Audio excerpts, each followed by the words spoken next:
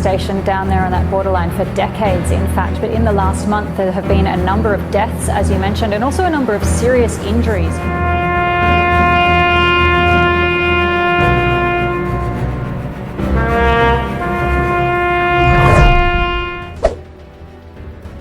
Kini konflik di Timur Tengah memasuki fase yang benar-benar baru. Iran yang sebelumnya berdiri sendiri menghadapi tekanan dari Israel dan Amerika Serikat kini tak lagi sendirian. Kekuatan proksinya mulai bergerak serentak, mulai dari Hizbullah di Lebanon hingga Houthi di Yaman. Bahkan dalam perkembangan terbaru, Iran bersama para proksinya telah melancarkan serangan gabungan yang secara langsung menargetkan Israel. Namun di tengah meningkatnya tekanan dari kubu Iran, Presiden Amerika Serikat Donald Trump justru memperlihatkan sikap yang dianggap lemah. Ia secara terbuka mendorong negara-negara lain untuk mengambil alih kendali atas Selat Hormuz. Pernyataan ini memicu tanda tanya besar, apakah Amerika Serikat dan Israel mulai kehilangan kendali atas situasi. Konflik ini bukan pecah secara mendadak. Semua bergerak lewat eskalasi yang terus dinaikkan, sedikit demi sedikit, sampai akhirnya meledak di titik seperti sekarang. Israel terus melancarkan serangan dengan dukungan penuh dari Amerika Serikat.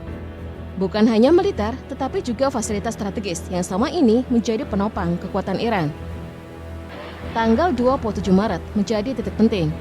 Dalam serangan terkoordinasi, 3 pabrik baja terbesar Iran, Mobarakeh, Esfahan, dan Khuzestan dihantam sekaligus. Dari citra satelit, ketiganya terlihat hangus terbakar. Ini bukan sekedar serangan ke kawasan industri, melainkan pukulan langsung ke pusat ekonomi Iran. Mengapa dampaknya begitu besar? Karena 3 pabrik itu menyumbang sekitar 70% produksi baja nasional. Selama ini, sektor baja menjadi semacam tameng sanksi bagi Iran, penyelamat saat pemasukan minyak ditekan tekanan global. Jadi ketika fasilitas itu dihantam bersamaan, yang terguncang bukan hanya industrinya, tetapi juga fondasi ekonomi yang dibangun selama puluhan tahun. Namun serangan tidak berhenti di sana. Infrastruktur air yang vital juga ikut dibidik. Fasilitas penyimpanan air besar di Hafkel, Provinsi Khuzestan dilaporkan hancur. Walau belum ada korban jiwa dan pasokan alternatif masih berjalan, kerusakan ini tetap membawa resiko besar. Di Teheran situasinya bahkan lebih serius. Serangan juga menghantam lembaga sipil yang mengelola sumber daya air dan lingkungan. Dampaknya makin berat karena ibu kota Iran memang sudah lama dilanda krisis air. Cadangannya bahkan berada di titik terendah dalam beberapa dekade akibat kekeringan panjang. Dan belum selesai sampai di situ, sasaran berikutnya bahkan masuk ke dunia pendidikan. Isfahan University of Technology diserang pada akhir Maret. Lalu sehari setelahnya, Universitas Teknologi di Teheran juga ikut menjadi target. Rekaman video memperlihatkan bangunan runtuh disertai kebakaran hebat. Iran mengecam rangkaian serangan ini sebagai upaya terstruktur untuk melemahkan kemampuan ilmiah dan sektor pendidikan nasional. Di sisi lain, Israel beralasan bahwa sebagian fasilitas kampus diduga dimanfaatkan untuk pengembangan teknologi militer. Respon dari Iran pun datang dengan cepat dan tegas. RGC menyatakan bahwa institusi yang memiliki keterkaitan dengan Amerika dan Israel, termasuk rumah para komandan dari kedua negara, kini masuk dalam daftar target yang sah. Namun dari seluruh rangkaian serangan tersebut, ada satu peristiwa yang benar-benar mengubah cara dunia memandang konflik ini. Serangan terhadap markas UNIFIL di Lebanon. Dalam kejadian itu, pasukan penjaga perdamaian turut menjadi korban, termasuk 3 personel TNI, yaitu Prakaf Farisal Ramadan, Sartu M. Nur, dan Kapten Sulmi Aditya. Insiden ini langsung memicu kecaman keras dari berbagai pihak. Sekretaris Jenderal PBB Antonio Guterres secara terbuka mengutuk serangan tersebut. Untuk pertama kalinya, konflik ini benar-benar menyentuh pasukan di bawah mandat PBB yang seharusnya netral dan mendapat perlindungan. Pada titik ini, satu hal menjadi sangat jelas, batas antara wilayah perang dan zona aman mulai memudar. Eskalasi yang terjadi tak lagi bisa disebut konflik terbatas, melainkan telah bergerak ke arah yang jauh lebih luas. Dan kini perhatian dunia tertuju pada satu pertanyaan besar, bagaimana Iran akan membalas? Iran tidak tinggal diam. Serangan balasan dilancarkan bukan sekedar respon biasa, melainkan operasi gabungan berskala besar yang langsung menargetkan kepentingan Amerika dan Israel di berbagai titik strategis. Sasaran awalnya ada sekutu dekat Amerika di kawasan Teluk, yaitu Uni Emirat Arab. Drone dan rudal Iran menghantam fasilitas aluminium Atawelah di Abu Dhabi yang dioperasikan oleh Emirates Global Aluminium.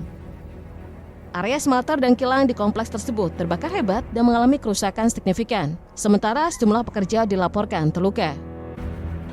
Ini jelas bukan target sembarangan. Sebagai produsen aluminium terbesar kelima di dunia, gangguan di fasilitas ini langsung mempengaruhi pasokan global untuk logam strategis tersebut. Dari titik ini, pola serangan Iran mulai terbaca dengan jelas. Yang disasar bukan hanya kekuatan militer, tetapi juga sektor industri yang krusial. Setelah Uni Emirat Arab, serang bergeser ke Bahrain. Pabrik aluminium Bahrain, salah satu yang terbesar di dunia, dilaporkan terbakar setelah dihantam rudal dan drone. Ini memperlihatkan arah strategi Iran menekan ekonomi kawasan, bukan sekedar kekuatan tempur. Serangan kemudian melebar, pelabuhan Al-Suyub di Kuwait menjadi target berikutnya. Sejumlah rudal menghantam area tersebut, menenggelamkan 3 kapal dan merusak beberapa lainnya. Akibatnya, jalur logistik penting di kawasan langsung terganggu. Di wilayah dekat Dubai, Iran juga menargetkan titik-titik yang diduga menjadi lokasi berkumpulnya perwira unit drone Amerika. Serangan ini menunjukkan bahwa yang dibidik bukan hanya simbol, tetapi juga kemampuan operasional lawan di lapangan. Namun puncaknya terjadi di Arab Saudi. Prince Sultan Airbase, salah satu pangkalan militer terpenting bagi Amerika di kawasan, menjadi sasaran utama. Berdasarkan citra satelit dan foto yang beredar, sejumlah aset strategis dilaporkan hancur, termasuk pesawat pengisian bahan bakar di udara serta sistem peringatan dini Entry AWACS. Dampaknya signifikan, sedikitnya 15 tentara Amerika dilaporkan terluka, 5 diantaranya dalam kondisi serius. Ini bukan lagi sekedar sinyal, melainkan pernyataan terbuka. Pada saat yang sama, kelompok Houthi ikut terlibat. Mereka meluncurkan rudal balistik ke sejumlah wilayah strategis Israel, termasuk kawasan sekitar Dimona. Serangan ini disebut sebagai salah satu yang terbesar yang pernah mereka lakukan, sekaligus menandakan peningkatan kapasitas yang cukup signifikan. Dan Iran belum menghentikan tekanannya. Serangan juga dilaporkan menghantam pembangkit listrik tenaga surya As-Salim di Gurun Negev, Israel. Fasilitas ini memiliki kapasitas hingga 320 MW, cukup untuk menyuplai listrik bagi sekitar 120.000 rumah. Maknanya semakin terang, Iran kini mulai mengarah langsung ke infrastruktur energi. Dari sektor logam, pelabuhan, pangkalan militer, hingga fasilitas energi, semuanya masuk dalam daftar sasaran. Dan satu hal yang tak lagi bisa disangkal, konflik ini sudah melampaui batas satu negara. Ini telah berubah menjadi perang lintas kawasan. Pertanyaannya sekarang, sampai sejauh mana eskalasi ini akan terus naik? Dan apakah masih ada peluang untuk menghentikannya sebelum semuanya terlambat? Lebih dari 1 bulan sejak konflik berlangsung, jumlah korban terus meningkat dan skalanya kian mengkhawatirkan. Otoritas Iran menyebut angka korban tewas telah melampaui 1.900 orang. Namun lembaga HAM berbasis di Amerika, Harane, melaporkan jumlah yang jauh lebih tinggi, dengan setidaknya 3.486 kematian yang telah terverifikasi. Di Israel, 19 korban jiwa dilaporkan, sementara di Lebanon dampaknya jauh lebih berat, lebih dari 1.200 orang tewas dan lebih dari 1 juta penduduk terpaksa mengungsi. Di balik semua itu, biaya perang yang ditanggung Amerika terus membengkak, kini telah menembus 36 miliar dolar atau sekitar 558 triliun rupiah. Namun yang paling menentukan bukan hanya angka korban atau besarnya biaya. Yang jauh lebih penting adalah fakta bahwa perang ini belum benar-benar melemahkan Iran. Laporan intelijen Amerika menyebut hanya sekitar sepertiga arsenal rudal Iran yang berhasil dihancurkan. Itu berarti sebagian besar kekuatan mereka masih utuh. Memang ada persenjataan yang rusak atau tertimbun di bangker bawah tanah akibat serangan. Namun banyak di antaranya belum bisa dipastikan benar-benar hancur. Bahkan ada kemungkinan sebagian rudal tersebut masih dapat dipulihkan. Hal serupa juga terlihat pada kemampuan drone Iran yang tetap aktif dan terus menjadi ancaman.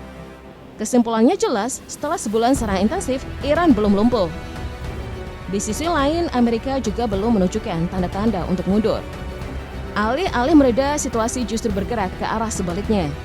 Ribuan pasukan mulai digeser ke Timur Tengah sebagai langkah antisipasi jika skenario invasi darat benar-benar dijalankan. Operasi ini bahkan diperkirakan dapat berlangsung hingga 2 bulan. Jika itu terjadi, dampaknya tidak hanya berhenti di sektor militer. Gangguan terhadap pasokan energi global berpotensi semakin besar. Harga minyak bisa melonjak tajam, inflasi kian sulit dikendalikan, dan pada akhirnya dunia beresiko terdorong ke jurang resesi, bahkan krisis ekonomi yang lebih dalam. Kini tinggal satu pertanyaan yang menggantung, apakah situasi ini masih bisa dihentikan? Atau kita benar-benar sedang melangkah menuju perang besar berikutnya?